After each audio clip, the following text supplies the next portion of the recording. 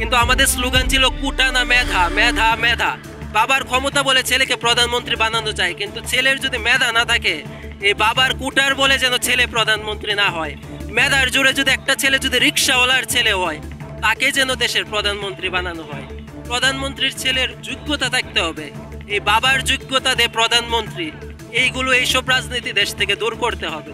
পরিবারতন্ত্রের রাজনীতির কারণে আমাদের দেশটা এখনো এতটুকু পিছিয়ে। যেরকম যে ছাত্র জনতা আমরা আছি, আমরা থাকবো, হয়তো আমরা ছাত্র থেকে একটা চাকরি বা অন্য কোথাও যেতে পারি, কিন্তু ছাত্র সবসময় থাকবে। এই ছাত্ররা যখনই দেখবে স্বৈরাচারতন্ত্র দেশের মধ্যে প্রতিষ্ঠা হয়ে গেছে বা কোনো সময় মানুষের অধিকার পাচ্ছে না, তখন তারা সবসময় চেষ্টা করবে যে কোনো দলের হোক, যে কোনো সরকার হোক, তাকে এই যে আগের যে সরকার চলে গেছে ঠিক এরকমভাবেই আমরা পরবর্তী সরকার যদি এরকম কিছু করে, তা আমরা এভাবেই একবদ্ধ হয়ে আমরা এরকমভাবে আন্দোলন গড়ে তুলব। আগে হচ্ছে এখানে প্রত্যেকটা প্রোগ্রাম দিলে কিছু গ্যাং ছিল বা কিছু দাদারা ছিল, ওদের কাছ থেকে অনুমতি নিতে হতো, না হইলে দেখা যাচ্ছে যারা আয়োজনটা করতো ওদেরকে হেনস্থ করতো, ওদেরকে অপমান করতো বা মারধর করতো। এখন হয়েছে আমি আশা করতে পারি পরবর্তীতে যে কোনো দলীয় ক্ষমতা আসুক, যদি ওনারা চিন্তা করে যে সবাই মিলে একটা ভালোভাবে কৃষি সংস্থাটা গড়ে তুলবো, তাহলে সম্ভব। আর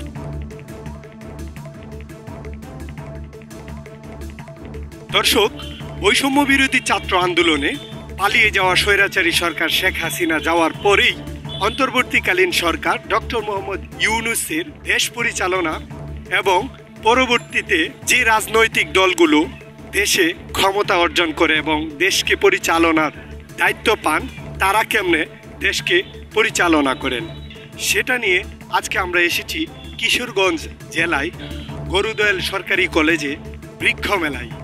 মানে আমরা 52 দেখিনি, 71 দেখিনি, কিন্তু 24-এ আমরা যে আন্দোলন দেখেছি, 52 সালে ভাষার জন্য শহীদ হয়েছিল 7 জন ছাত্র, যে ইতিহাস আমরা এখনো পড়ি, 73 বছর আগের ইতিহাস।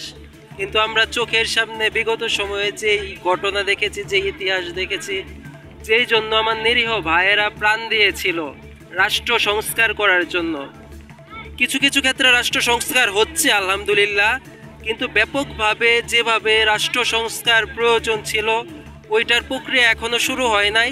তবে যেহেতু অন্তর্বর্তীকালীন সরকার মাত্র নতুন বসেছে, সব কাজ করতে একটু সময় লাগে, আশা করি আস্তে আস্তে ওরা ধীরে ধীরে বিভিন্ন রাষ্ট্র সংস্কারে হাত দেবে।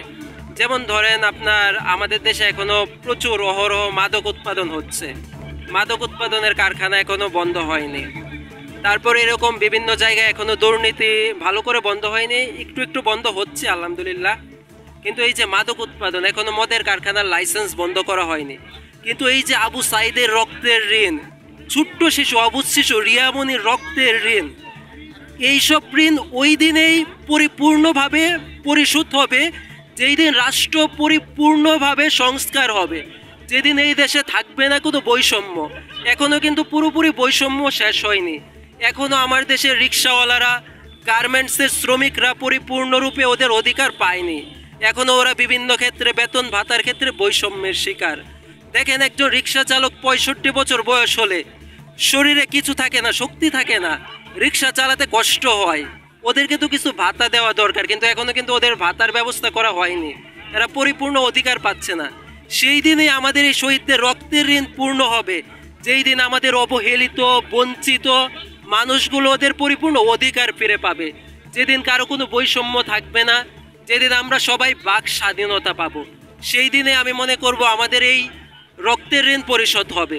কিশোরগঞ্জ তো দেশে যেই সরকারই আসুক, আমার মতে এমন একটা সরকার দরকার যেই সরকার হবে দুর্নীতিমুক্ত, স্বজনপ্রীতিমুক্ত, যারা দুর্নীতি করবে না। কারণ আমরা 1971 সালের পর থেকে যত সরকার দেশে এসেছে, টুকটাক সব সরকারের আমলেই দেখা গেছে যে দুর্নীতিতে আমরা পৃথিবীতে সেরাই থাকি, দুর্নীতিতে আমরা বারবার চ্যাম্পিয়নই হই। কিন্তু এখন অন্তত সরকার যেই আসুক, কিন্তু তারা যদি দুর্নীতিমুক্ত হয়, স্বজনপ্রীতিমুক্ত হয়। যেমন দেখা গেছে যে বাবা যদি প্রধানমন্ত্রী থাকে, তার ছেলেকেই প্রধানমন্ত্রীর পদে বসানো হয়, তার যোগ্যতা থাকুক আর না থাকুক। কিন্তু আমাদের স্লোগান ছিল কুটা না মেধা, মেধা মেধা। মানে বাবার ছেলেও যদি বাবার ক্ষমতা বলে ছেলেকে প্রধানমন্ত্রী বানানো চায়, কিন্তু ছেলের যদি মেধা না থাকে, এই বাবার কুটার বলে যেন ছেলে প্রধানমন্ত্রী না হয়।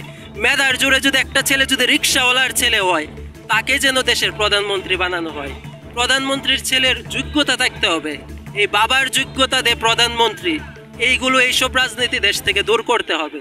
পরিবারতন্ত্রের রাজনীতির কারণে আমাদের দেশটা এখনো এতটুকু পিছিয়ে। যে সরকার আসবে তাদের কাছে আমাদের প্রত্যাশা থাকবে আগে যে স্বৈরাচার যে একটা আচরণ ছিল এরকম যেন তাদের মধ্যে না থাকে। আর তারা আশা করি যে মানুষের যে একটা ভোটাধিকার সেটা যেন ফিরিয়ে দেয়। আগে হয়তো আমি গিয়ে দেখতাম যে আমার ভোট হয়ে গেছে, এরকমটা যেন পরবর্তী যে সরকার থাকবে তার মধ্যে না আসে। আর আমরা ডক্টর ইউনূসের কাছে আশা করবো সে অন্তর্বর্তীকালীন সরকার হিসাবে যেন এমন একটা নির্বাচন কমিশন দিয়ে যায় যেন আমরা নিজের ভোটাধিকার প্রয়োগ করতে পারি। আমরা এতটুকু আশাবাদী। আসলে এত বড় একটা আন্দোলন গেল, দীর্ঘ 36 দিন আন্দোলন, তার মধ্যে অনেকে শহীদ হয়েছেন, তাদের আত্মার মাগফিরাত কামনা করি। আসলে এই আন্দোলনের মধ্য দিয়ে যে সরকার প্রতিষ্ঠা হয়েছে আমাদের জনগণের একটা সরকার, কিন্তু আমরা যতটুকু চেয়েছিলাম এটা তার মধ্যে আমরা দেখছি না। তো আশা করছি পরবর্তী যে সরকার আসবে তার মধ্যে একটা বিপ্লবী একটা ভাব থাকবে, তারা জনগণের কথা বুঝবে, জনগণের মতামত বুঝবে, তারা মানুষের বাক স্বাধীনতা কেড়ে নেবে না। আমরা এতটুকু প্রত্যাশা করতে পারি এবং সার্বিকভাবে আমরা আশা করি যে আমরা যে ছাত্র জনতা আছে আমাদেরকে তারা কখনো ভুলবে না বা আমাদের দিকটাও তারা বিবেচনা করবে। যেরকম যে ছাত্র জনতা আমরা আছি, আমরা থাকবো, হয়তো আমরা ছাত্র থেকে একটা চাকরি বা অন্য কোথাও যেতে পারি, কিন্তু ছাত্র সবসময় থাকবে। এই ছাত্ররা যখনই দেখবে স্বৈরাচারতন্ত্র দেশের মধ্যে প্রতিষ্ঠা হয়ে গেছে বা কোনো সময় মানুষের অধিকার পাচ্ছে না, তখন তারা সবসময় চেষ্টা করবে যে কোনো দলের হোক, যে কোনো সরকার হোক, তাকে এই যে আগের যে সরকার চলে গেছে ঠিক এরকমভাবেই আমরা পরবর্তী সরকার যদি এরকম কিছু করে তা আমরা এভাবেই একবদ্ধ হয়ে আমরা এরকমভাবে আন্দোলন গড়ে তুলব।